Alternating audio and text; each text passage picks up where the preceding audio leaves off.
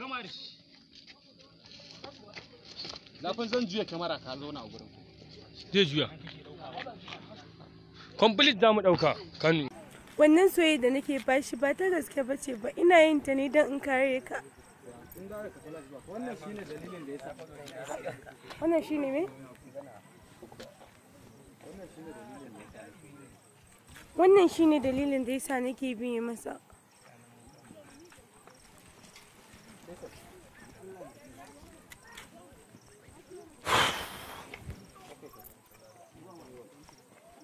Ba kai ne ka ganka a cikin bishiyawa?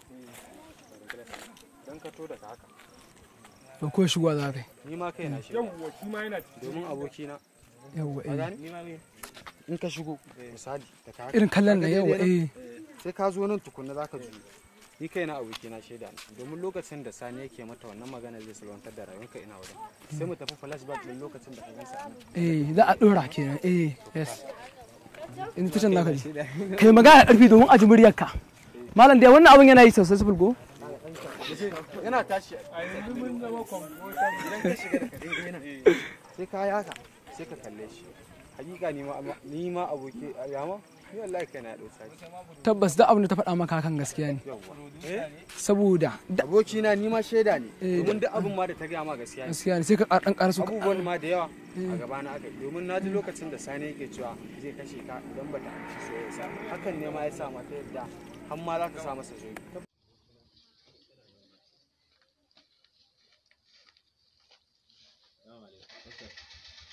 Na zuwa to.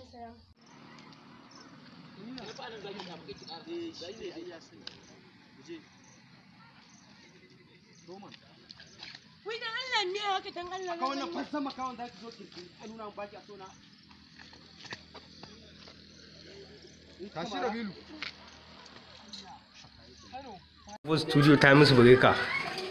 Kamar yadda kuke ganin ta. Nan lokacin da ana hada ta ne. Ga kayan kiɗa ga komai anan. Wanda ita ce sabuwar studio ta musu bureka wacce kuke gani nan. A musu bureka mutan dorai. Mr. Dom. Sarkin waka kenan nan ce studion shi. Masha Allah. Kasance da wannan Gen TV na Comedy Zone 24 domin kawo muku shirye-shirye wanda su dinga sa ku nishaɗi.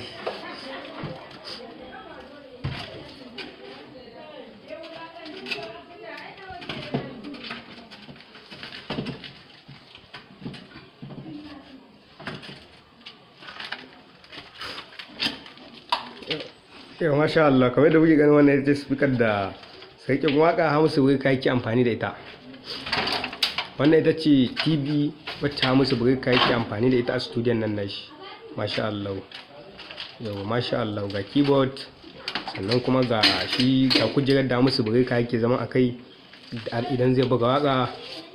Masha Allah.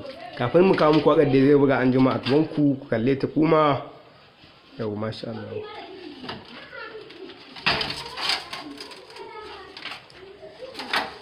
Kai ku manta ku danna subscribe a Comedy Zone 24.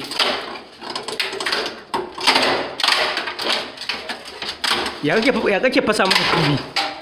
Ya kake fasa masa Bureka TV? Ai in ban haka ba za ta zo ba. Ba ga shi ba. To shi keyboard din a ina zai sa shi? Wannan? Wannan keyboard. Ai magana ba fara ba.